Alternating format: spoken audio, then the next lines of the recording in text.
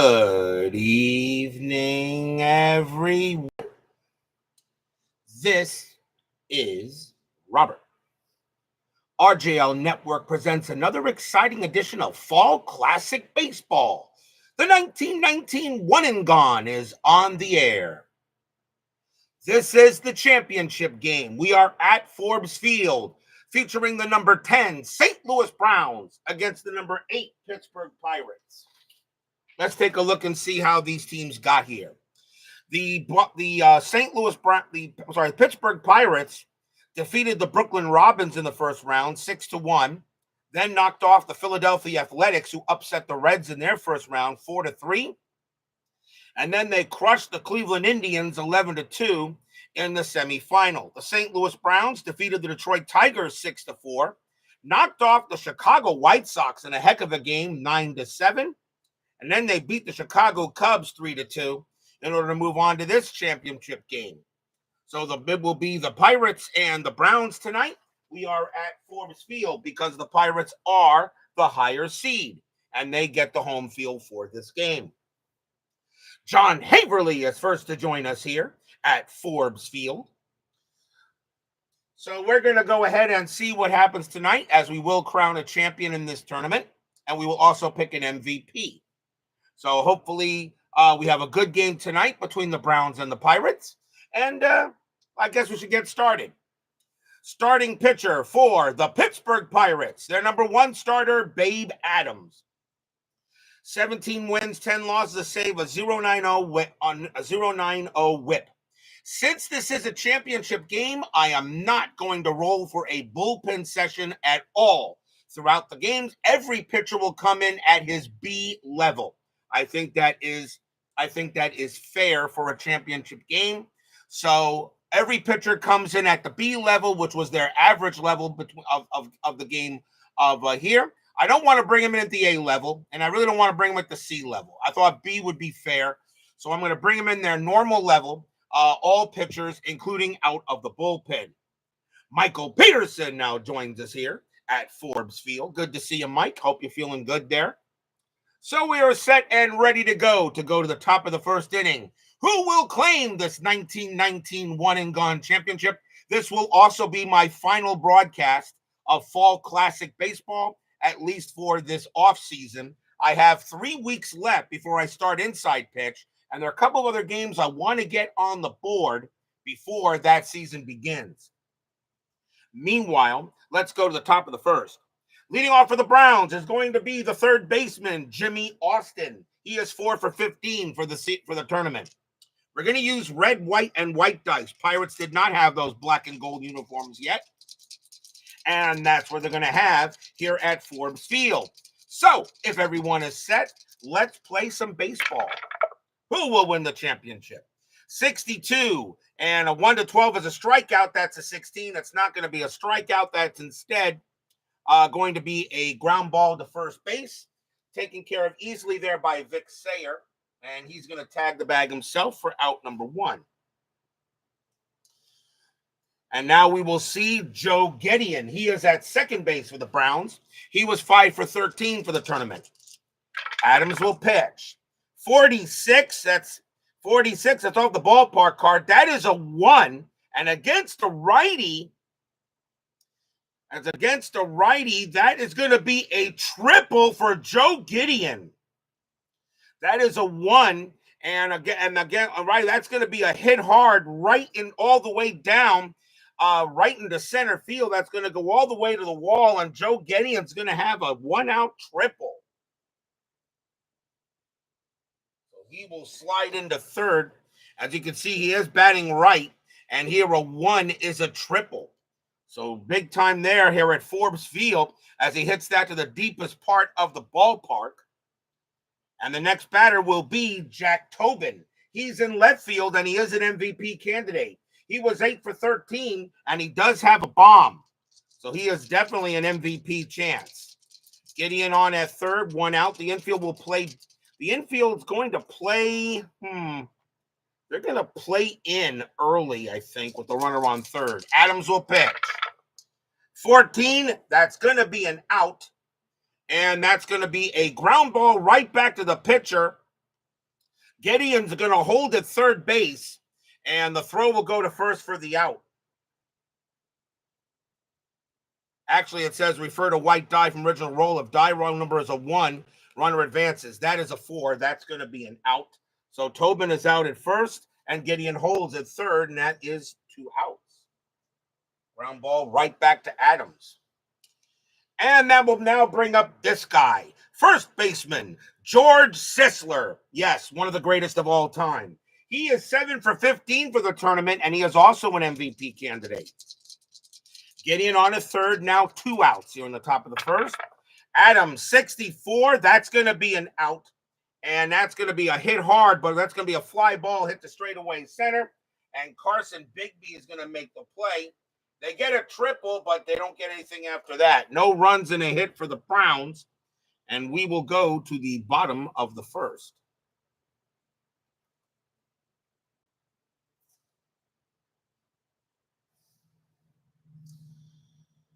Starting pitcher for the St. Louis Browns today, their number 1 starter, Urban Shocker. 13 wins, 11 losses, a 1.18 whip. He will also be a B pitcher, as every pitcher will be rated a B in this game.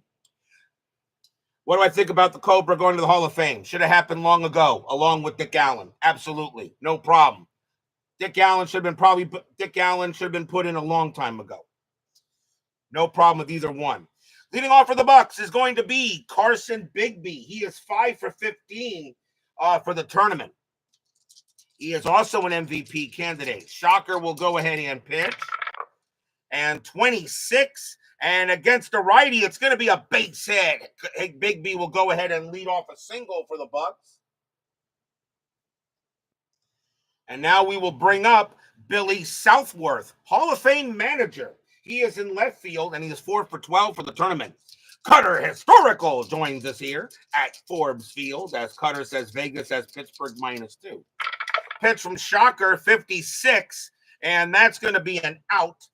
And it's going to be a fly out to center field. Bigby thinking about going to second, and then he goes back and says, And that's going to be an easy play by Baby Doll Jacobson for out number 1.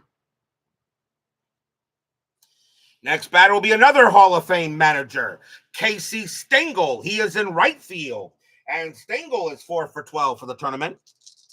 Bigby on it first. Shocker will pitch. 56, and that's going to be a swing and a miss. Struck him out.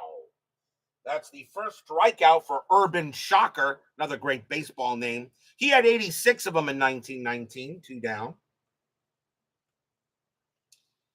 2 outs. And next batter will be George Cutshaw. He is at second base, and he is 5 for 12 for the tournament. He is also an MVP candidate. Shocker will go ahead and pitch. 46, that's off the ballpark. That's an 11, and against a righty. And that right-handed batter, and that's going to be foul ball into first base, in the first base foul territory. George Sisler says, I'm going to get this. And that's going to be a foul out to first.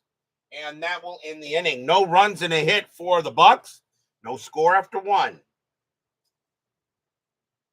This is the 1919 one and gone championship. Everybody is available, by the way. There is no tomorrow. But as I said, every pitcher is going to come in with a B rating since this is a championship. And I just felt it'd be fair. Top of the second, leading off for the Browns is going to be another great baseball name, Baby Doll Jacobson. He is in center field, and he is 5 for 15 for the tournament. Adams will pitch. 46, that's off the ballpark, and that's going to be hit into foul territory. Coming over there is going to be Vic Sayer. He's going to make the play out in the foul. That's going to be a foul out to first, and that's out number 1. If I'm correct, Forbes Field did have some pretty large foul territory. Next up is the right fielder, Earl Smith. Also a MVP candidate. He was 8 for 15 for the tournament. He's in right field for the Browns. Adams will pitch. 333, and that's a base hit. Smith gets another hit. That's his 9th of the tournament, and he's going to get the first. Single for Smith if he hits that into center.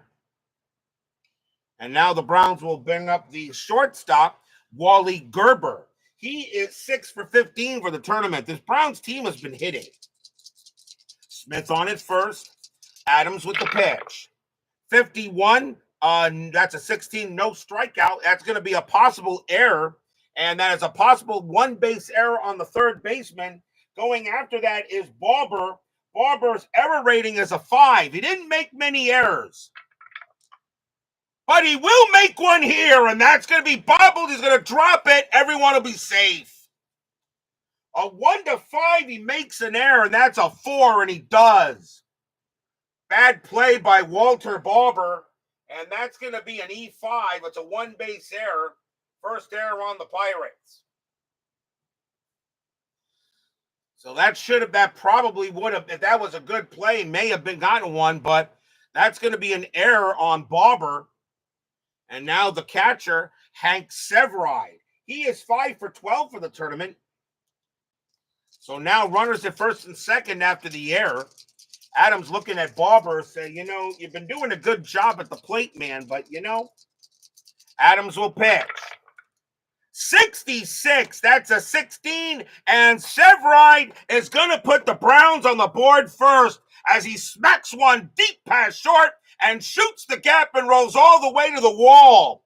Smith will score. Garber will score. Severide lines in, slides in there with a 2 RBI triple. 2-0 Browns. Stadium groans.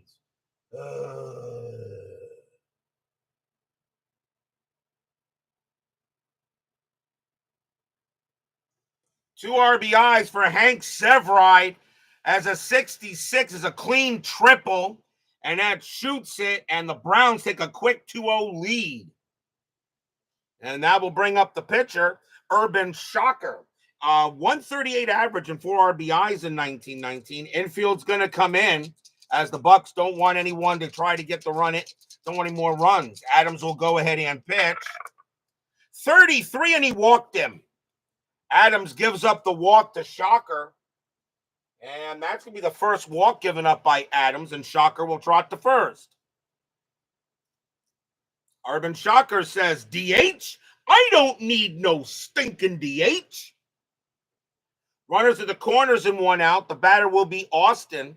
Austin does hit into a few double plays, but they're going to keep the infield in. So runners at the corners now, 1 out. 2-0 Browns here, top of the second. Adams will pitch. 23, that is going to be an out, and that's going to be a fly ball to left field. Runner on third, that's going to be an easy play for Hank Severide. He's slow, but it says all advance, so that's going to be grabbed by Southworth, but they're not going to get Severide. He will score, and it's 3-0 Browns. Stadium groans.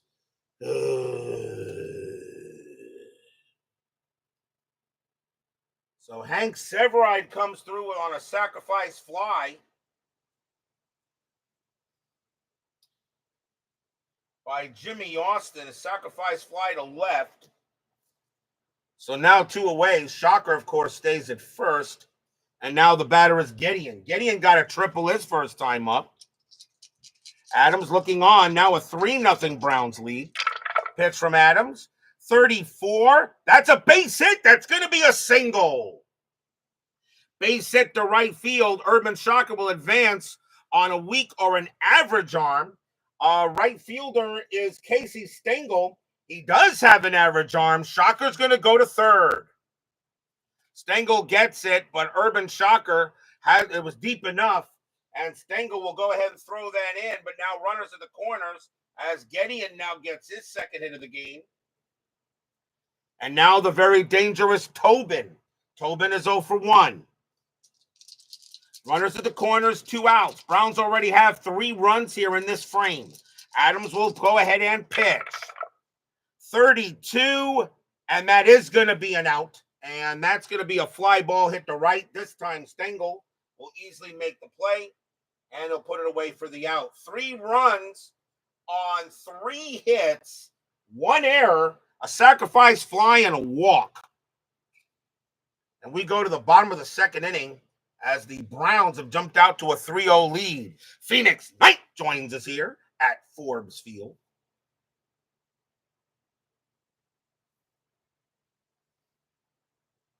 Phoenix Knight, who's been watching my Arkham Horror streams, and we're still going to do some more of those. You started looking at the Fall Classic, see 4 listings for the facts. Is there any reason you need all 4? No. There is no reason you need all 4. I, however, bought all 4, only because each fact is different. But it doesn't matter. You do not need all 4. You could just buy one, and you'd be happy with it. But I have all 4, and I would like to let you know I've been switching up each pack. Okay, as I shuffled every pack. Okay, at the start of the tournament, and then I just alternated packs throughout the way. Bottom of the second inning, 3-0 Browns. Walter Barber starts off with the Pirates. He is at third base, 5 for 13, but committed a very big error. So 3-0 Browns. Shocker with the pitch. 15, that will be an out, and that's going to be grounded right back to Shocker. Shocker's got it. Easy play for him. Over to first, 1 out. And you do not need the fact cards, Phoenix. You can use the charts that come with the game. And really, there's only one or two charts you always need. Next batter is the first baseman, Vic Sayer. He is 4 for 12 for the tournament. Shocker. 56, and that's going to be a cold strike 3 on Sayer. And that was a nice pitch right down the middle. 2 outs. Second strikeout for Shocker. And next up is the shortstop, Zeb Terry.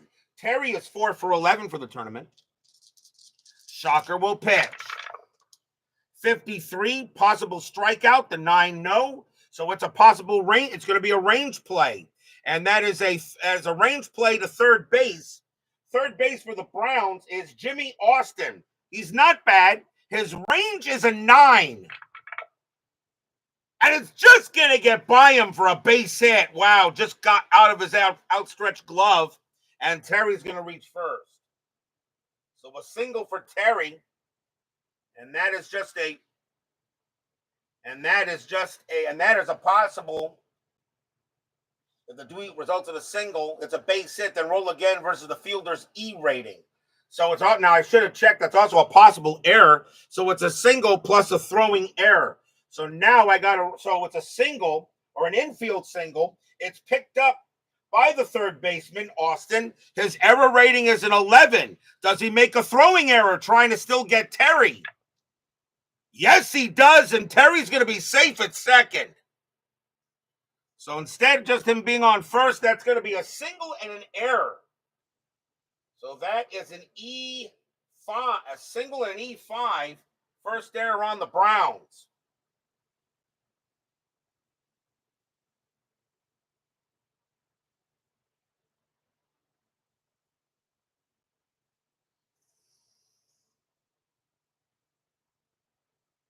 So Terry gets to second base on a big error. And now the next batter is the catcher, Walter Schmidt. He is 3 for 7 for the tournament. Jim Cunnell joins us here at Forbes Field. Had to scalp tickets. Really? I heard tickets at Forbes Field were pretty expensive. What were they? 50? What? How much did your tickets cost there? What? 20? What? 10? 5, 10 cents? Terry on at second. Shocker trying to get out of the little jam. 66, he won't do it that way. That's going to be a 7, and that's going to be a double for Walter Schmidt, and the Pirates are on the board. Terry will come around. He will score. Schmidt goes to second base. It's 3-1. Stadium cheers. Yay! RBI double by Schmidt. As that was a 7. And Schmidt will hold at second base. So the error does cost the Browns now. And now it's a 3-1 ball game. You bought all 4 as Will Swingle and Bob's Tabletop Sports joins us here at Forbes Field. That'll bring up the pitcher, Babe Adams. And Adams at a 185 average in 1919 as a hitter. He had 4 RBIs. So 2 outs, bottom of the second, 3-1 in favor of the Browns. Shocker will pitch 14, and that's going to be an easy out. And that's going to be a hard line drive right to second base. And that is gloved by Gideon. And that will end the inning. 1 run, 2 hits, 1 error for the Pirates. They're on the board. It's 3-1 after 2 in this championship game.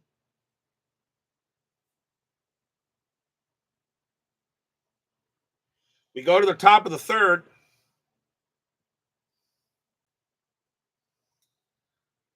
Leading off for the Browns will be the ageless one, George Sisler. He is 0 for 1.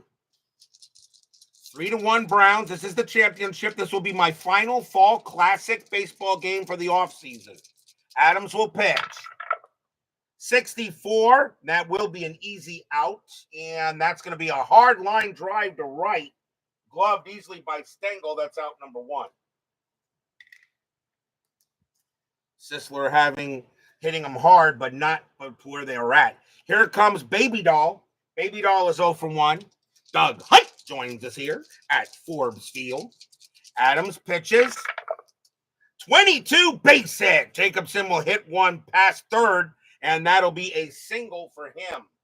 So Jacobson gets his first hit of the game, and that will bring up Smith. Smith is having a heck of a tournament, now 9 for 16. Jacobson on at first. There is 1 out. Adams will pitch. 25, that is an out, and that's going to be a ground ball to second base. Fielder's choice at second, but a strong arm shortstop will turn the double play. Shortstop for the Pirates is Terry. He has an average arm. That is going to be a fielder's choice as Baby Doll is thrown out at second, but Smith will reach first. So that is out number 2.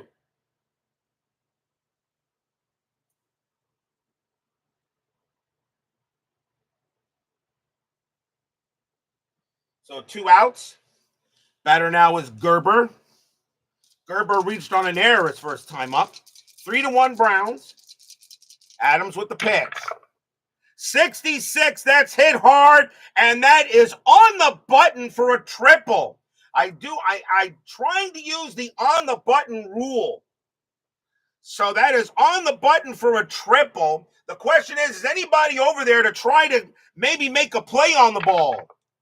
That's a 10. No, that's going to be a triple. As he smacks that one all the way to the deep park. Smith will come around easily. He will score. Gerber slides into third. 4-1 Browns.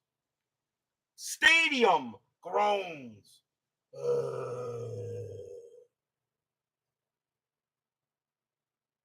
RBI triple for Gerber.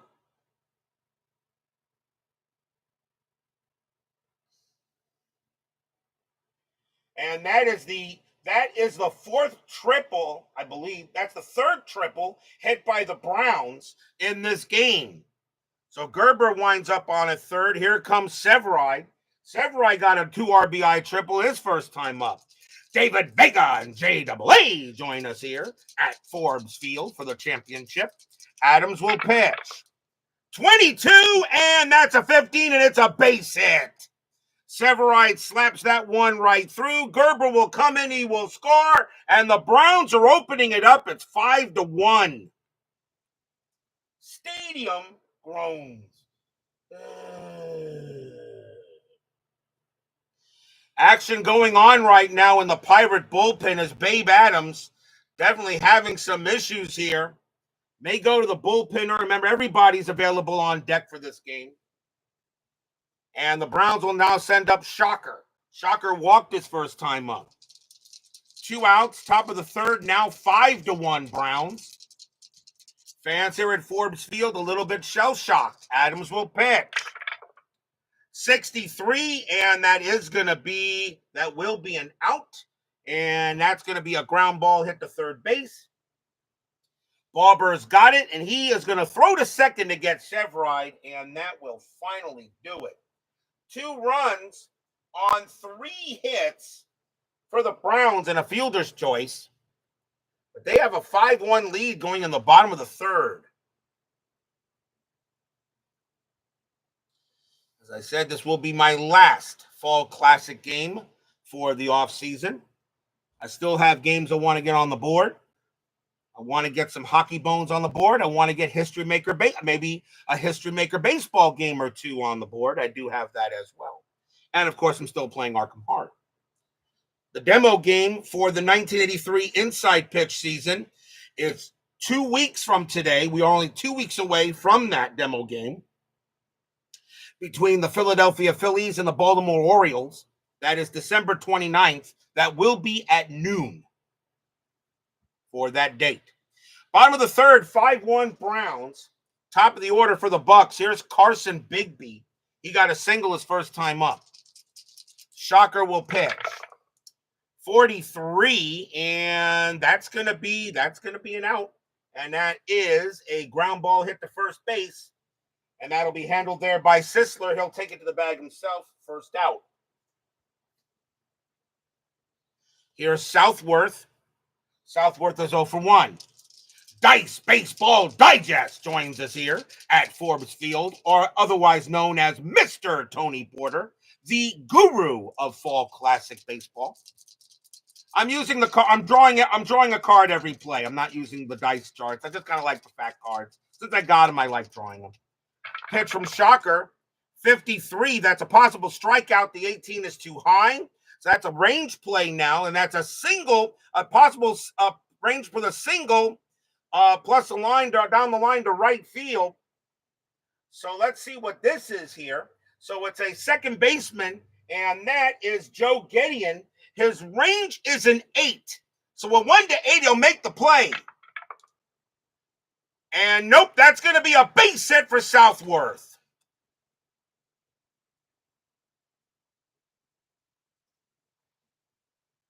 That's going to be a single for Southworth, and he'll hold it first. But then there is a line to right, so I got to check that one. Because this one here, not 100% sure. Single plus line to right. So let me see. I don't see that on the defense chart. Let me see if I find that. Liner to right plus liner to right. Batter safe at first. Runners advance 2 bases. But what does it mean? Why do I have to check do I have to check the right fielder? That should just be, let me see here. Plus line to right field. I think that's just a base hit. I think that's just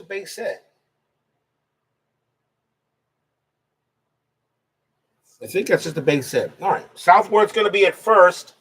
If you see what I'm doing something wrong there, Tony, please correct me. You are the expert to this game, like I am to inside pitch. Here's Stengel. Stengel's 0 for 1.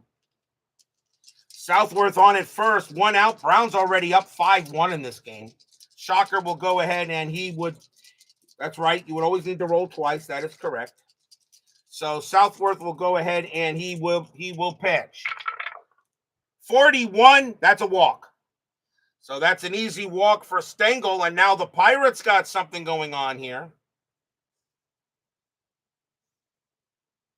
So that is a base on balls.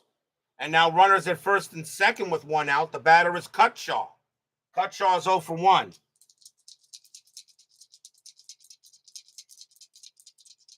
Right. I used the D20 the first time to check if it was a strikeout, and then I rolled to see if he made the range play.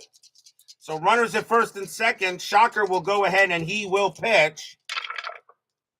And that's a 15. That's going to be an out, and that's going to be a fly out to right field. Southworth will hold unless a weak arm, runners advance. Right fielder for the Browns is Smith. He has a strong arm. Nobody's moving. 2 outs. Nice fly out to right field. Easy play there by Earl Smith, 2 away. And the batter now is Barber. Never heard of these players. Well, this is 1919, Tony. This is 1919. Trust me. Some of these players I've never heard of either. Only a few do I know. I know you know Casey Stengel. I know you know him. 2 outs. Barber, the batter, is 0 for 1. Pirates got to try to get some runs here. Already down 5-1 in this championship game. Pitch from Shocker, 21. That's not going to get it done. That's going to be a fly ball to right. And that's going to be Earl Smith getting to that one as well. He's going to make the catch and retire the side. No runs, 1 hit, and a walk. And it stays 5-1 in favor of the Brownies. I will say one thing, Tony. Playing this 1919 tournament, I have learned a lot about the 1919 season. I really would love to do a full 1919 replay. I just wish Inside Pitch would have. I just wish Inside Pitch would get that kind of season. But I gotta say something there, Tony. I have completely apologized. Fall Classic Baseball is awesome. We go to the top of the fourth, and it's the top of the order for the Browns. Jimmy Austin leads off. He is 0 for 2, but he does have an RBI off a sacrifice fly. Adams will continue to pitch.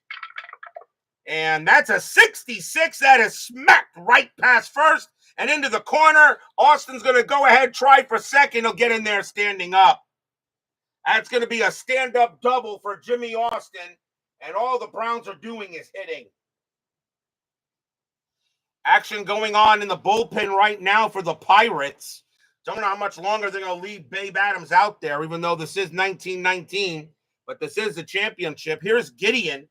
Gideon is 2 for 2, a triple and a single. Austin on at second. Adams will pitch. That's a 12. A 1-6 is a walk. That's an 8. Instead, that's going to be an out, and that's going to be fly ball to center field. Not deep enough. Austin will stay put there. Carson Bigby will make the catch. One down. Here comes Tobin. Tobin is 0 for 2. Austin on at second. 5-1 Browns. This, as I said, this is my final game of Fall Classic for this offseason. Austin on at second. Adams will pitch. 24. Hit by pitch. 1-3. -2 was a 1. That's an 18. That's going to be an out. And that's a hard hit. That is a 4. That's a hard hit. Line out to third base. And lead runner is doubled off. Jimmy Austin's going to go ahead and get doubled off on that play. Actually, no, I'm sorry. It's a line out to second base. That's a 4. I'm not using that. It's a line out to second base. If it was a line out to third, he'd be doubled off. So line out to second base. My bad. And Austin gets back. 2 outs. I can't see as well as I could. So line out to second, 2 down. And now another player I'm sure Tony Porter has heard of is George Sisler. I'm pretty sure you know about him. Sisler is 0 for 2. And yes, he is one of the greatest of all time. Austin on at second. Fans here at Forbes Field hoping Adams can get out of this jam. But the Browns have been doing it with the bat. Adams will pitch.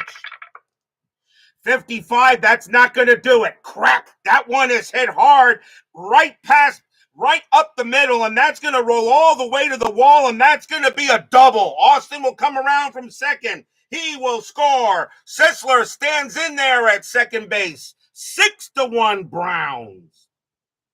Stadium groans.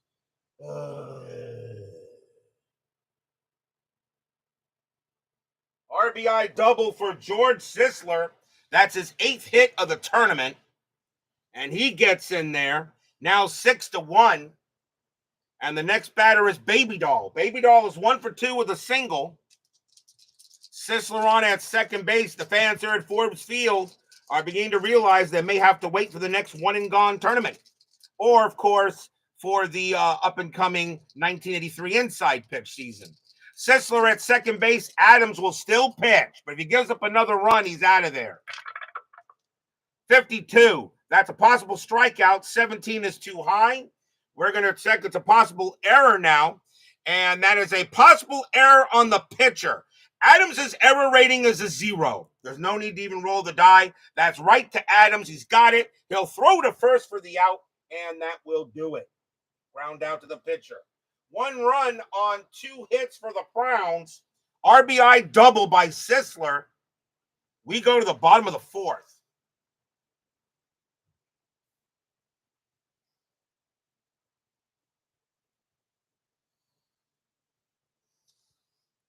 Leading off for the Pirates will be Vic Sayer, and he is 0 for 1. Shocker has a 5-run lead to work with. I'm pretty sure Tony Porter knows a little bit about Urban Shocker.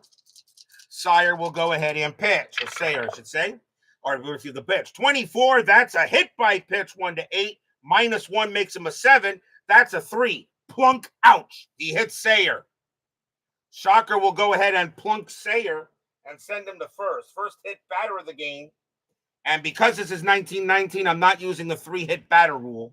Nobody's being ejected for hit batters. Next batter is Terry. Terry got a single and got an extra base on an error his first time up. Sayer on it first, 6-1 Browns. Shocker will deal. And that's a 44. That's a base hit for Zeb Terry. That's a base hit to right field. First to third advances on a weak arm. And let's see, armed right fielder is Smith. He has a strong arm, and he's going to get to second. He's going to stay right there. So Sayer moves to second. He'll hold there. A base hit for Terry. That's his second hit of the game. And now the batter is Schmidt. Schmidt got a double his first time up. Runners at first and second for the Pirates. No one out. Shocker will go ahead and pitch. 62, that is an easy out, and that is going to be a ground ball to third base. Runners at first and second, runners to second and third, batter out. So the easy play there by Austin. He's going to throw to first to get the sure out, and the runners will advance. And there is one down.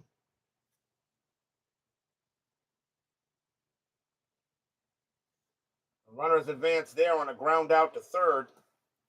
Next batter is Babe Adams, but he's coming out of the game. And that's it for him. Babe Adams is done. And they need runs. They got to get these guys in. So Babe Adams, even though this is 1919, this is a championship game. We're going to play a little bit of 2024 in this. And so coming on to pinch hit for the Pirates is going to be Max Carey. 307 average and 9 RBIs. Remember, I'm not doing a bullpen session in this championship. Everybody comes in at B. So runners at second and third. The Browns are going to stay back.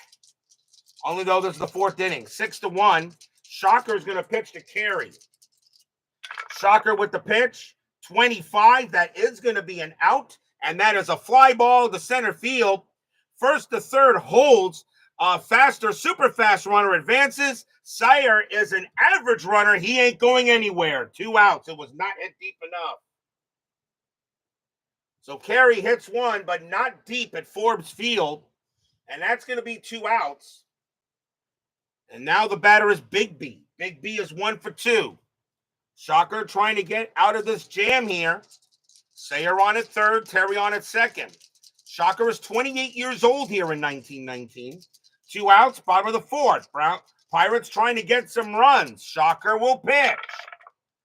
26 against a righty. It's a base hit, and it is. The Pirates will get some runs, and that is going to be a base hit to left field. Sayer will go ahead and score. Terry second to home, weak advance.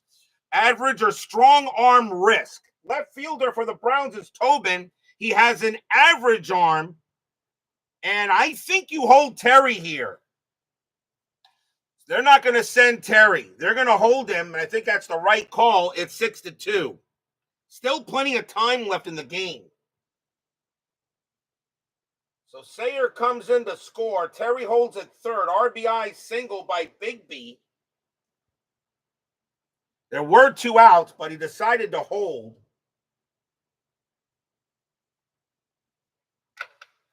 So he does hold there. No risk chance. So now runners at the corners with 2 outs. And here comes Southworth. Southworth is 1 for 2. Now a 6-2 ball game. Remember, no lead is safe on RJL Network.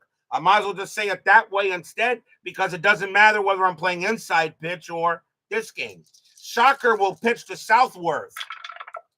52, possible strikeout. 18 is a no. That's going to be a possible error. And that is off the left fielder exotic chart. So it's a possible ball hit to left field. And going for that is Jack Tobin. Tobin's error rating is a 12. Is he going to make an error out there in left field? Yes, he will. We go to the exotic chart for that. We go to the exotic chart off that error. So exotic chart, we roll the D20 again, and that is a 1. Single plus error, batter safe at second, runners advance 2 bases. So that's going to be a misplayed ball there by Tobin. That will bring in Terry. He will score. Bigby goes to third. Southworth to second. 6-3. Stadium cheers. Yay! So a single for Southworth and an error. That's an E7. That is the second error on the Browns. And if you're wondering, Tony, why there's a lot of errors, remember this is 1919. If you want to really check, if you really want to see something, Tony, check out how many errors there were in 1919 compared with how many errors were made last year in 2024. You won't believe it. 6-3 now. Runners at second and third. Here's Stengel as Shocker can't get out of the inning. So now runners at second and third. He'll pitch to Stengel. Stengel is 0 for 1 with a walk. Still 2 outs, now 6-3. A very bad misplayed ball by Tobin. Shocker's going to have to pitch. 65. Home run, 1-10. Stengel a -4. That's a 2. Oh, boy. I don't believe it. Stengel just tied this game up. Kaboom! That ball is high! That ball is in deep to center field! Going back for it is Jacobson! He watches it go right over the fence. 3-run bomb, Casey Stengel! Stadium cheers! Yay! A 65 is a 1-10. Stengel a -4 would make it a 1-6. That is a 2. We're tied at 6. A 3-run bomb by Casey Stengel.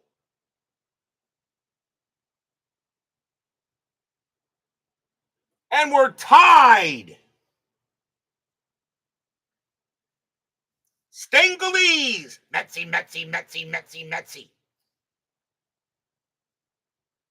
And Shocker is shocked. He can't believe that ball left the park.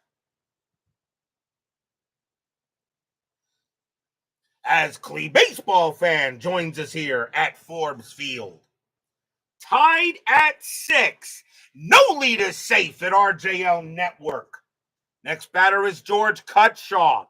With 2 outs, this all occurred. Hit by pitch, single, ground out, fly out, single and error, and then a 3-run bomb. And here's Cutshaw. Shocker will go ahead and pitch. He put that right over the plate. Pitch from Shocker, 55. That's going to be another base hit for Cutshaw. He gets a single. As he smacks that one into center field, Cutshaw will hold it first. He does get a steal. He's thinking of stealing, but he's going to hold. He's going to let Barber pit back. Barber is 0 for 2. Cutshaw holds. He's not going to try to steal here. He did have 36 stolen bases, though. I think the way this inning is going, I think you continue to let the batters hit. So Cutshaw on at first. Shocker will pitch to Barber. The fans here at Forbes Field are alive and well. Shocker, 16. That will end the inning, and that is going to be a ground ball to second base, taken care of there by Gideon, and he's going to throw to first to get Barber, and the inning is over. The Pirates send 9 to the plate. 5 runs on 5 hits, 1 error, and a hit batter. Tied at 6 after 4.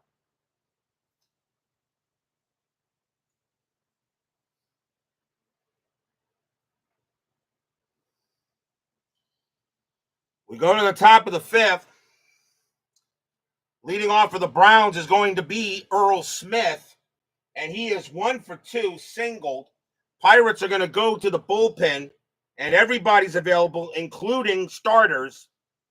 So they're going to go ahead and bring out, let's see. Coming on to pitch for the Pirates is going to be Frank Miller. He was the third starter, but he is going to pitch. And I'm making everybody an automatic B. I am not running a bullpen session for a championship game. So Frank Miller will pitch to Earl Smith. 13 wins, 12 losses, a 101 whip. So Frank Miller will pitch to Smith here, top of the fifth, tied at 6. Miller, 22, that's a 9, and that is going to be a cold strike 3 on Smith. A 1 would have been a single, 2 to 8 would have been a walk, a 9's a K, struck him out. So big strikeout by Frank Miller. He had 59 of them in 1919. Next batter is Gerber, and Gerber is 1 for 2, triple and reached on an error. Miller will deal. 32, and that is going to be an out. And that is going to be a ground out to third. Up with it easily is Barber, throws it over to first, 2 now. And now Severide. Severide 2 for 2, a triple and a single. A 6-1 lead from the Browns evaporates in 1 inning. Miller will pitch. 52, possible strikeout. 20 is a negative. That's going to be a possible error. And that's going to be a possible error on third base. And that is Barber. He didn't make many of them, although he did make one today. His error rating is a 5. And he's got that one. He'll take care of it. Up with it. Throws to first. And Sayer actually digs it out of the dirt, but it's good enough. And that will retire the side. That is the first time the Browns have been retired in order. 1, 2, 3, we go to the bottom of the 5th. Shocker, due to bat first in the 6th inning. They're going to let him pitch here. Vic Sayer leads off for the Bucks. He's 0 for 1. Got hit by a pitch his last time up. Shocker looking in and will deal. 56, and that will be a swing and a miss. Struck him out.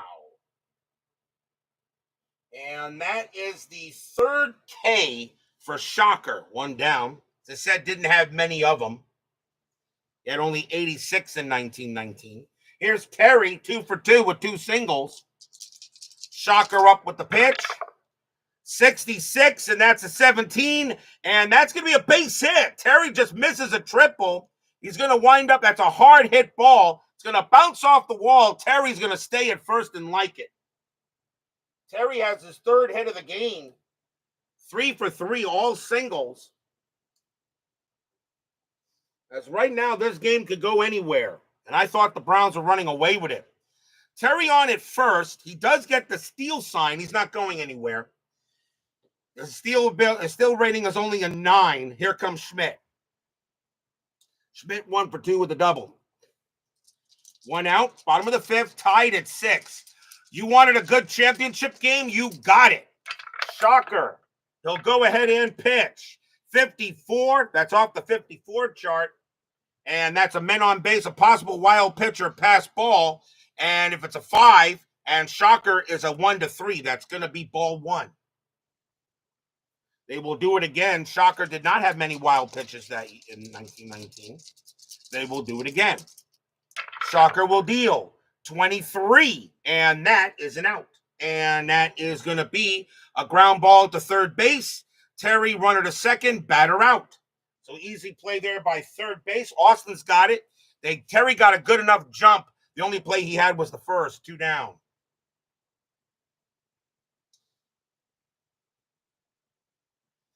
Two outs, and Frank Miller due to bat.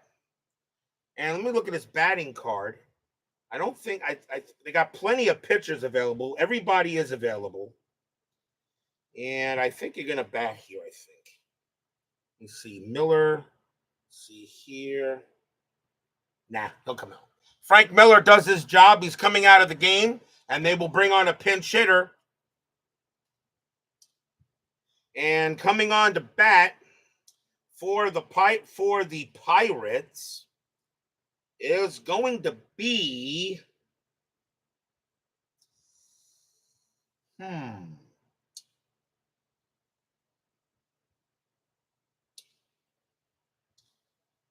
coming on to bat for the Pirates is going to be Charlie Grimm. 318 average and 6 RBIs. Only had 44 at bats, but he's going to bat here. Charlie Grimm. Charlie Brothers Grimm. Terry on at second, 2 outs. Shocker trying to get out of this inning with the go-ahead run on second base. Shocker will deal 13, and that's gonna get him out, and that will be a fly ball hit to left. An easy play there for Jack Tobin. And second hole, and Terry will hold at second base. Actually, no, that's the end of the inning. I'm sorry, I didn't write that in. That's the end of the inning. Actually, the inning is over. Fly out the left, and inning over. No runs and a hit for the Pirates. It's tied at 6 after 5. Another game of the tournament candidate, I should say. Top of the 6th and tied at 6. Kind of devilish on the board there. And the new pitcher, we're going to have a pinch hitter for Bourbon Shocker as he is done for the night. As the Browns are going to go to the bench. And we'll see who they bring on to bat. And they're going to go with Ken Williams. 300 average, 35 RBIs, and 6 home runs. Pirates need a pitcher. And they got left, switch, and right. So the Pirates are probably just going to go with bring on a lefty. And they're going to go ahead and bring out Wilbur Cooper, who was the second starter in the tournament. As I said, everybody's available. So here comes Wilbur Cooper. 19 wins, 13 losses, a save, a 106 whip. Automatically a B. I'm making everybody a B for this final game.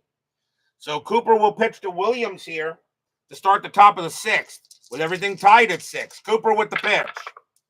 22, base hit. Ken Williams comes off the bench and smacks a single. As usual, great managing that you see on this channel. You just don't see managing on that other channel with the fluffy cat. Here comes Austin. Austin is 1 for 3 with a double.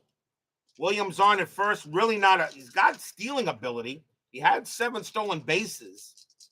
He's got a 13. Austin, though, not that great a hitter. I wonder if you play small ball here and bunt. Might not be a bad idea. I'm going to call a bunt. Jimmy Austin's going to go ahead and try to bunt a 237 average. Austin's going to lay down the bunt and try to move Williams over. So we will go ahead and bring out the bunt chart and see what happens. So a 1 to 5, the bunt is laid down. It is a 3. It is bunted right to first base. First baseman is Sayer. He has an average arm, so there's not going to be a plus or minus or anything. So another 1 to 5 that's successful. That is a 1. That is a 1, and you roll again and that is going to be another 1, and a fast runner beats it out for a single, and Austin is safe. That is bunted right to first base, and Sayers got it, but he apparently underestimated Jimmy Austin, and that's going to be an infield single. That's going to be a bunt single for Jimmy Austin as a fast runner beats it out. And he is going to be safe. So the Browns got runners at first and second, no one out. And here's Gideon. And Cooper can't believe that Vic Sayer underestimated Austin's speed. Runners at first and second. 2 fast runners for the Browns. Cooper will go ahead and pitch. 36, and that is going to be an out. And that's going to be a fly out to left field, and both runners will hold. Southworth comes in and grabs it. 1 away. Next batter is Tobin. Tobin is 0 for 3. Came into this game batting 8 for 13 with a bomb. He's yet to find the hit less to join the hits for this game. Cooper, he'll go ahead and pitch. 11, and now Tobin will get his hit. That's a base hit. That is a single. Base hit to left field. Second to home assist. So Ken Williams is a fast runner, and there's an assist chance. So Williams, that's hit to left field. Left fielder for Pittsburgh is Southworth. His assist rating is a 5. A 1-5. Williams is out at the plate. And he is. They send Williams, but Williams is gunned down at the plate.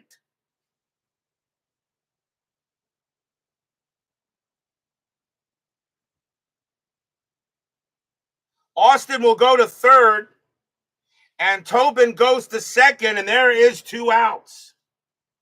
What a play there by Billy Southworth to nail Williams at the plate. 2 away.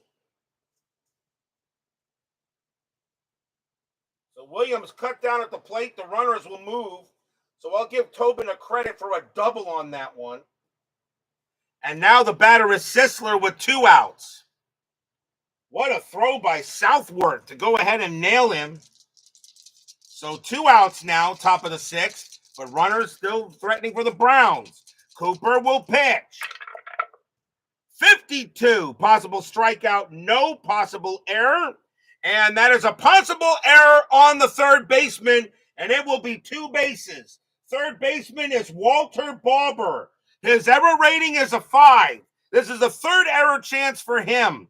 He's made 1, he's made an error, and he has avoided an error. Does he avoid one again? No, not even close. And it's going to get through his legs, and it's going to go all the way into the outfield. Austin will score. Tobin will score. Sisler goes all the way to second. And that's going to be a 2-base error on Walter Barber, and it's 8-6 Browns. Stadium barfs. Yeah.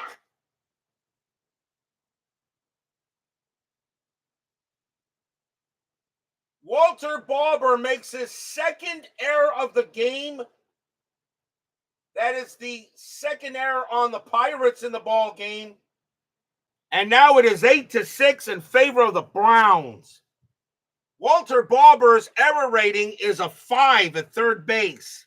That is a 1.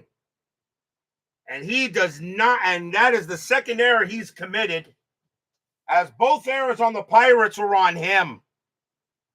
And now Sisler is at second base, and here comes Baby Doll. Baby Doll is 1 for 3.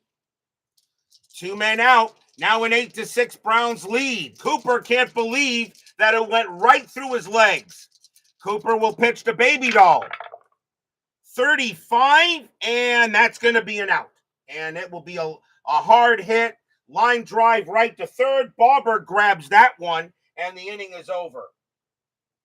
2 runs, 2 hits, 3 hits, 1 huge error, and the Browns have taken an 8-6 lead going into the bottom of the 6th.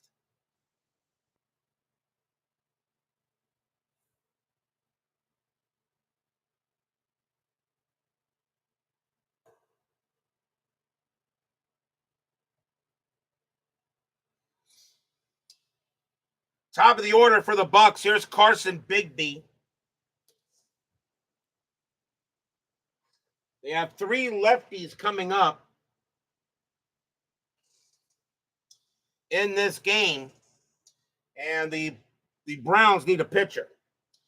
And coming on to pitch for the Browns is going to be lefty Leafield. 6 wins, 4 losses, a 132 whip. So lefty Leafield will come on, be pitcher automatic, and Big B will lead off. 8-6 Browns. Browns had a 6-1 lead. Pirates tied it right up, and then the Browns have a 2-run lead. Leafield will pitch. 13, that's an easy out, and that is going to be a ground ball hit to first. You ground out to first. Easy play there by Sisler, and that's going to be out number 1. 1 down. Next up is Southworth. Southworth 2 for 3, a single and a double. Leafield will pitch. 36, and that's an out, and that's going to be a ground ball to third. Easily picked up there by Austin. Takes his time, tosses it over, 2 down. And now Stengel, who came through with a huge 3-run bomb his last time up. He's 1 for 2 with a walk. Casey Stengel, Hall of Famer, world's worst gamer, joins us here at Forbes Field. I am doing well. Thank you very much, WWG. Layfield will pitch to Stengel. 63, and that is going to be an easy out there for Layfield, and that is hit hard right to first base, but that's gloved by Sisler. That is a line out to first, and that is a 1-2-3 inning. 8-6 Browns after 6. Browns got out to a 6-1 lead. Pirates then tied it up 6-6. A 3-run bomb by Casey Stengel. And we now go to the top of the 7th. Cooper, he will continue to pitch. And it's going to be Earl Smith leading off for the Brownies. He is 1 for 3 with a single. Cooper looking in on Smith. Smith having a pretty good night, 1 for 3. He is now 9 for 18 for the tournament. Cooper with the pitch. 11, and that is going to be an out. And that's hard hit to center field. Easy catch by Bigby, 1 out. Line out to center, 1 down. Next batter is Gerber. Gerber is 1 for 3, a triple, and reached on an error. Fans here at Forbes Field hoping the Pirates can come back. Hugo Besdick, the manager of the Pirates, can't believe how crazy this game is. Cooper will deal. 52, possible strikeout. 12 is a negative. Now it's a possible error, and that is possible error on the second baseman. So that ball is hit to George Cutshaw. He didn't make many errors either. His error rating is a 4. And he bobbles it, picks it up, bobbles it, picks it up, throws to first, just got him, 2 outs. Wow. Grounder to second base. Cutshaw's error rating is a 4. That's a 5. And because Gerber is a slow runner, he just nicked him. 2 away, and now here's Severide.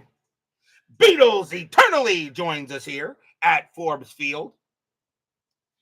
I'm pretty sure Beatles Eternally is enjoying himself at Strawberry Fields. That counts. So Severide is 2 for 3, a triple and a single. 2 outs here, top of the 7th, 8-6 Browns. Cooper will pitch. 46, and that's off the ballpark card. That's an 11, and that's going to be into foul territory to first base. And grabbing that's going to be Sayer. He's going to have room. He'll make the catch and retire the side. That's a foul out to first. 1, 2, 3, go the Browns. What a crazy game tonight for the championship of this one-and-gone tournament. We are at the 7th inning stretch. Sing, take me out to the ball game. I'll be right back.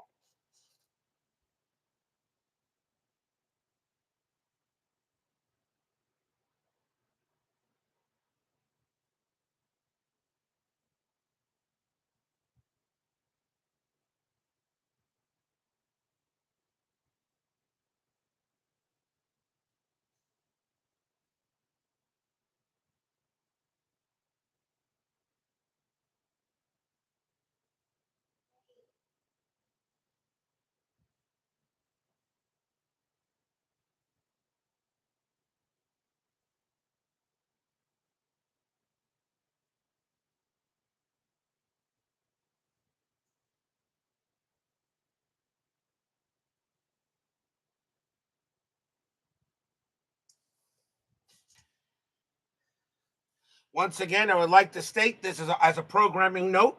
This is my final game of Fall Classic Baseball for this off season. Definitely will play it again. Absolutely. I want to congratulate Greg Sovan. May he rest in peace. And Pink Tremaine for creating such an awesome baseball game. Definitely, if you guys have not played this game, I gave it a chance the first time. Actually, that's not kind of true. I didn't give it much of a chance the first time. I've now given it a chance, and it definitely belongs on your tabletop for anyone who's not played it before. Of course, Inside Pitch is still my favorite. And speaking of inside pitch, we are 2 weeks away from the 1983 demo game. That is Sunday, December 29th. The Philadelphia Phillies will take on the Baltimore Orioles at Memorial Stadium. And that is the demo game where we play a very slow and steady game of inside pitch baseball. And it is going to be Steve Carlton for the Phillies and Scott McGregor for the Orioles. So that is the demo game for 2 weeks. I still got other stuff I want to grab on the board. I got some hockey bones I want to try out, which I'm actually beginning to enjoy offline. I think it's giving me something Stratomatic didn't. And then, of course, I got History Maker Baseball and the all-time franchise greats. I might want to try to do if I can do a quick series with that. Before the tournament, because remember on December 29th, which is my demo game, that officially kicks off the 1983 replay. January 6th is, of course, opening day for the 83 replay. The Braves and the Reds, Phil Niekro and Mario Soto. So that is what I got scheduled for the channel. For those of you who don't watch my other stuff, I am playing some Arkham Horror. So Arkham Horror, the card game, doing the Dunwich Legacy. So Beatles Eternally, I know you're a fan of that. So you might want to check out some of the replays on that as well, or join for a stream. I know that's not all you guys' cup of teas. I get that. But I'm glad to do it. Bottom of the 7th here, 8-6. Lefty Layfield, I think, is going to stay on the mound for the Browns. As we go to the bottom of the 7th, George Cutshaw will lead off for the Pirates. He is 1 for 3. Fans here at Forbes Field. Of course, it looked pretty different, really, than it did later on in 1919. I'm pretty sure all the fans out there at Forbes Field are flashing their cell phones, looking all the drones in the night sky, watching all the jet planes go overhead, and checking out Ticketmaster and taking all their Oh, yeah, this is 1919. Layfield will pitch. 66, and that's going to be a base hit, and that's going to be smacked right past the pitcher, and that's going to be a leadoff double for Cutshaw. Cutshaw will hold at second base, and the tying run coming to the plate. And the batter will be Barber. Barber has got to make up for the errors he's made. Barber is 0 for 3. 8-6 Browns. Pirates trying to get it here. Layfield will pitch. 12. That's going to be an out, and that's going to be a fly ball to center field. Cut a strong arm holds. That's it to center field. Center fielder for the Browns is Jacobson. He has an average arm. Cutshaw is going to go to third. 1 out. And now here's Sayer. And Sayer is 0 for 2. He got hit by a pitch. So Cutshaw on at third, 1 out. The Browns are not playing in. They're going to keep it going here, try to get outs. Layfield will pitch to Sayer. 51, possible strikeout. The 18 is a no. Now it's a possible error. 51, and that is a possible exotic error on the second baseman. Second baseman of the Browns is Joe Gedeon. He didn't make many errors either. His error rating is a 5. He won't make an error. Now let's see if that brings in the run. Let's see, runner on third. Runner on third hit to second base, and the runner will advance. So Cutshaw, he will come home. That's picked up there by Gedeon. He will make the play at first for out number 2, but it's now 8-7. So the run does score on a ground out to second. Nice play by Gedeon. Didn't make an error, but the only play he had was the first. So there are 2 outs.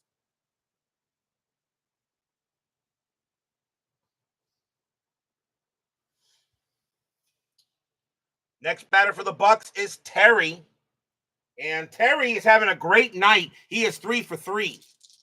Layfield will pitch to Terry. 61, and that is going to be an out, and it will be hit to hard to left field. Tobin's going to have it, and he'll make the catch and retire the side. 1 run on 1 hit for the Bucks. 8-7 after 7. Game still very much in doubt.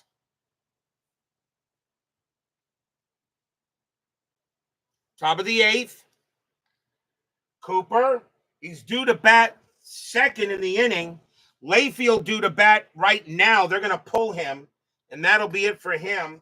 The Browns will go to the bench, and they're going to go ahead and bring out Herman Bronke, 255 average and 14 RBIs. Herman Bronke, another base. Lots of baseball names in this tournament. Herman Bronke. So Bronke will bat against Cooper. Cooper will stay out there. 8-7 Browns. Top of the 8th. Cooper with the pitch. 16. That's an out. And it's going to be hit to right field. Coming over there is easily play for Stengel. And that's out number 1. Here's Austin. Austin is 2 for 4, a single and a double. Fans checking out all the jets flying in the sky, listening to all the fast-moving cars. They're moving at about 20 or I guess what, 40 miles an hour, maybe. I don't know. 1919. They are using candles to light the game up. Cooper with the pitch. 21. That's an out, and that's hit hard to right. Stengel's going to get that one too. Out number 2. And now Gideon.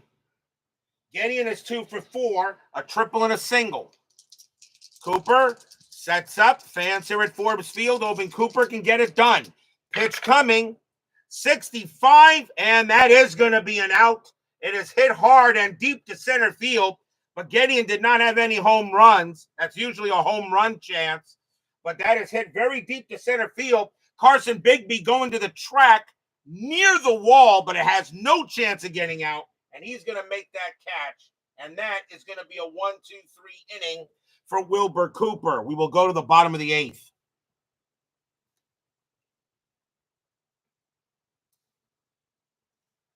Walter Schmidt will lead off for the Bucks. Browns need a new pitcher. They got a right, a pinch hitter, and a lefty coming up. So let's see who the Browns are going to bring up to pitch. And they are going to go with Alan Sotheron. 20 wins, 12 losses, 3 saves. He was the number 2 starter for the Browns. And he will come on to pitch. So Alan Sotheron will pitch. Automatic B for a championship. Schmidt will lead off. Bottom of the 8th. Sotheron will pitch. 54. And that's a bases empty wild chart. Strike 3 of catcher rating G as he frames the pitch. Pirates catcher is Schmidt. He is a G rating, and that is a cold strike 3 on Schmidt, and Schmidt is livid. Down he goes on strike. Schmidt says that was way too high, and you saw him move the glove down. The umpire says, go take a seat, you're out.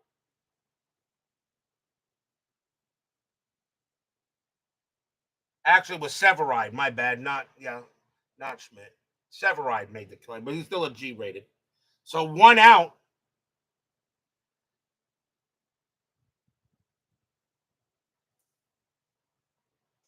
And now we'll see a pinch hitter for Cooper. So Cooper coming out of the game now. And the Pirates will bring on a batter. Nice play by Severide, actually, not Schmidt. Schmidt's livid. So let's see what we got here. So they'll bring on a pinch hitter, and it is going to be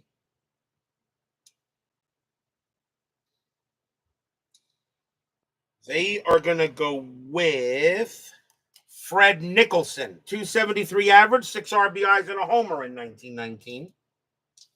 So Fred Nicholson will go up against Sotheron. 1 out. Sotheron will pitch. 14, that's an easy out, and that's hit to center field. Jacobson's got it, 2 down.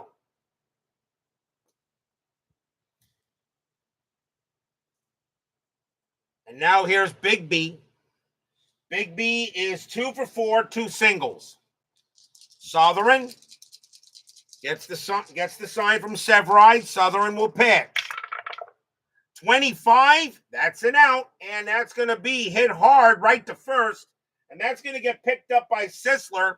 Southern's going to come over. Sisler will underhand it to him for the play, and that will do it. 1, 2, 3, go the Pirates.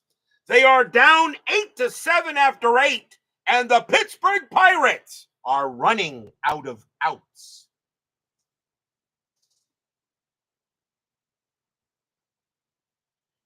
We go to the top of the ninth. Heart of the order for the Browns coming up. Tobin, Sisler, and Jacobson. Pirates need a pitcher. And they're going to go ahead and bring out the pitch.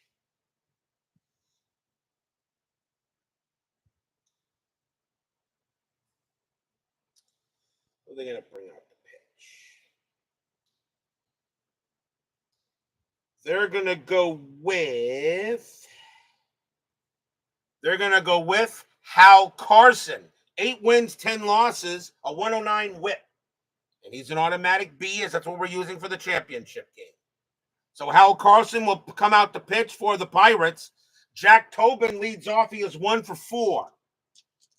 8-7, Browns looking for some insurance. Carlson will pitch. 62, and that's a swing and a miss. Struck him out. Big K there for Carlson, 1 out. He had 49 strikeouts in 1919. And now here's the very dangerous George Sisler. Sisler is 1 for 4 tonight, a double, and reached on an error. And yes, he's one of the greatest. And I'm pretty sure Beatles eternally will agree with me that George Sisler is one of the greatest of all time.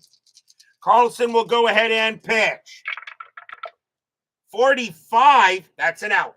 That's hit it's going to be a ground ball to first base, and that's going to be easily taken there by Sayer. He'll take it to the bag himself for the out, 2 down.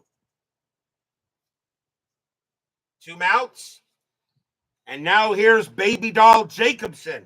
Baby Doll is 1 for 4. I know Beatles eternally loves the name Baby Doll Jacobson. I know he loves that name. 2 men down. Carlson trying to keep it where it is, 8-7. Carlson will pitch. 12. Base hit. Jacobson gets a single, keeps the inning going. So Baby Doll gets his second hit of the game. He'll hold it first. It will bring up Smith. Smith is 1 for 4, has a single. So Jacobson on it first, 2 outs. Fans here at Forbes Field hoping Carlson can get out of this little jam. Smith at the plate. Carlson sets up and deals. 52. Possible strikeout. 18 is too high. Now it's a possible error. Possible error by the second baseman. It would be a 1-base error. Second baseman is George Cutshaw. His error rating is a 4. That's an 8. He's got it. Dropped it a little bit, but he's got it. And he's going to throw to first to get the out. And the side is retired. No runs and a hit for the Browns. They are 3 outs away from winning the one and gone championship. But will we see some 9th inning magic? And we definitely had some a few games ago.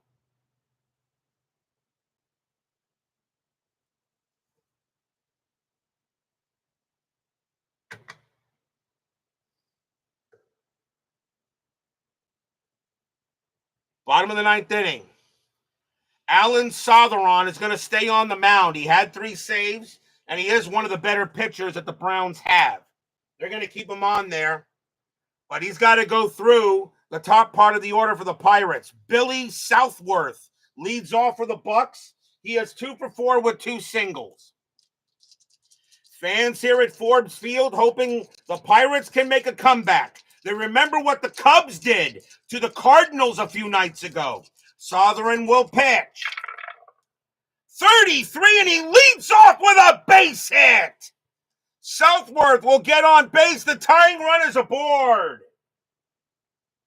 Single for Southworth. And now here's Stengel. Stengel is 1 for 3. He hit a 3-run bomb in this game.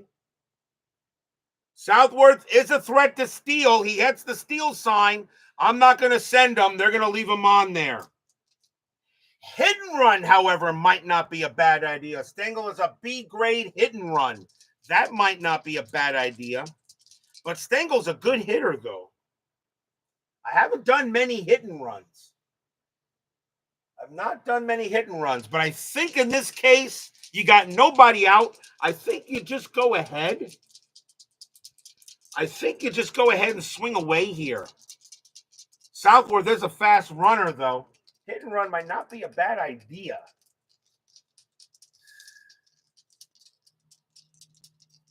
Southworth's a fast runner. Yes, they have some good hitters on the bench. Stengel, however, is a 293 average there. Stengel's going to hit. I'm going to let him hit. 8-7. Runners at first base. Stengel does have a bomb in this game.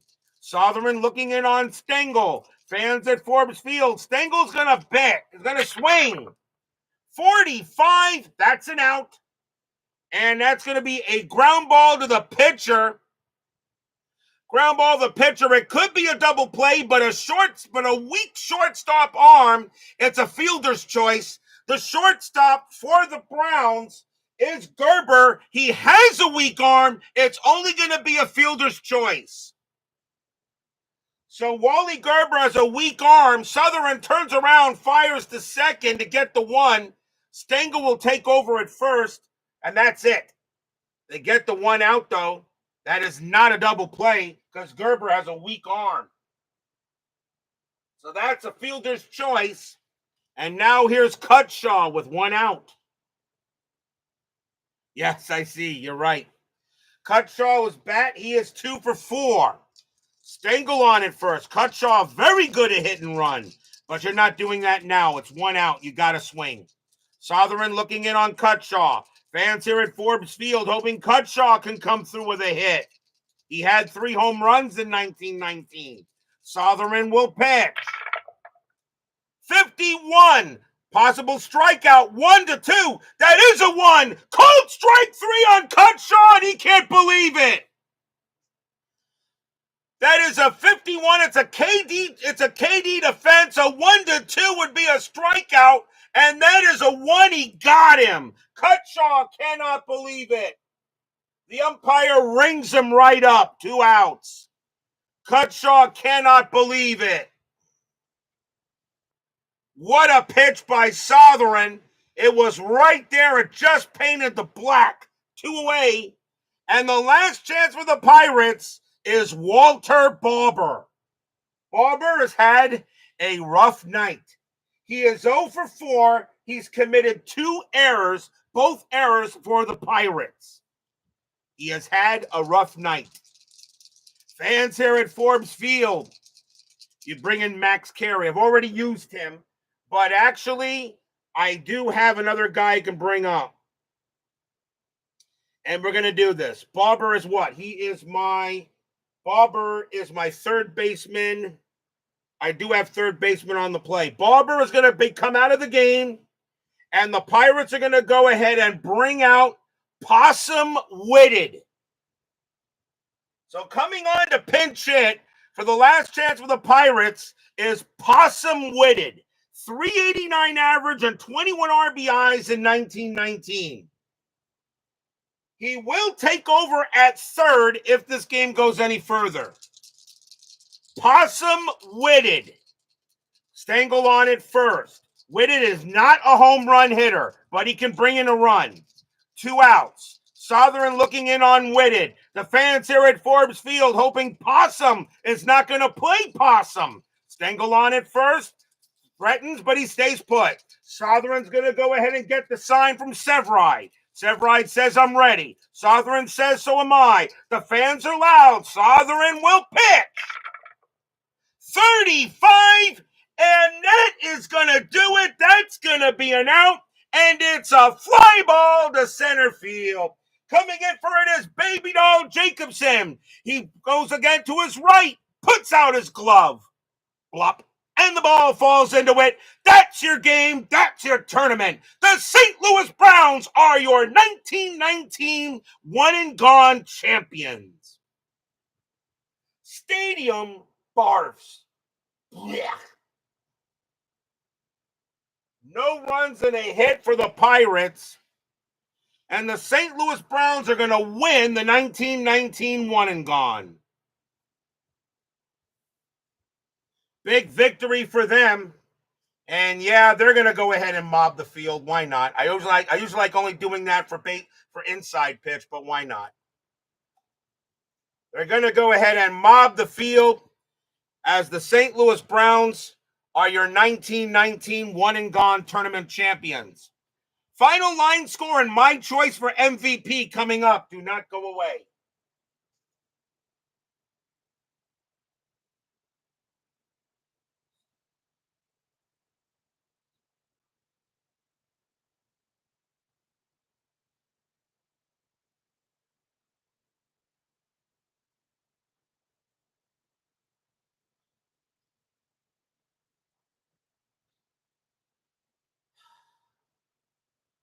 So let's see.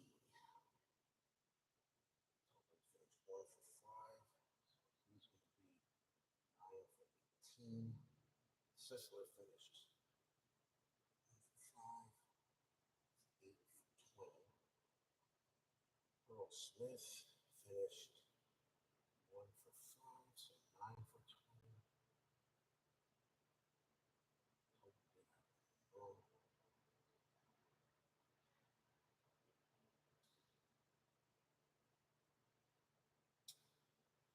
For the Browns, 8 runs, 11 hits, 2 errors. For the Pirates, 7 runs, 12 hits, and 2 errors. The winning pitcher is Urban, I believe. No, I don't think Shocker got the win, did he? Did Urban Shocker get the win, or did that go to Layfield? I think Layfield, no. I'm going to replace him. Let's see, 1, 2, 3, 4, 5, 6, 7. No, Urban Shocker. No, Urban Shocker was still the pitcher at the time. Yeah. Urban Shocker's going to get the win. He's going to go to 2-0. And Babe Adams drops to 1-1. And it's a big save there for Alan Sotheran. So a big win there for the St. Louis Browns as they are your one and gone tournament champions. And now to choose my MVP. There are a lot of good choices here. Earl Smith was 9 for 20. George Sisler was 8 for 20. But Severide actually finished 7 for 16. The Browns were hitting all the whole tournament long. But I'm going to give it to this guy. My choice for the tournament, for the MVP for the tournament, with a final stat line of 9 hits for 18 at bats, he had 1 home run. He was the only one that got a home run for the Browns. My choice is Jack Tobin. He was 9 for 18 for the tournament and a home run. Does anybody have a problem with that? He was 9 for 18.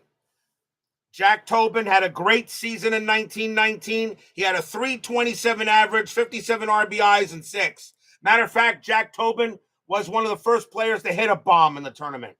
So Jack Tobin is your tournament MVP. I'll give it to him.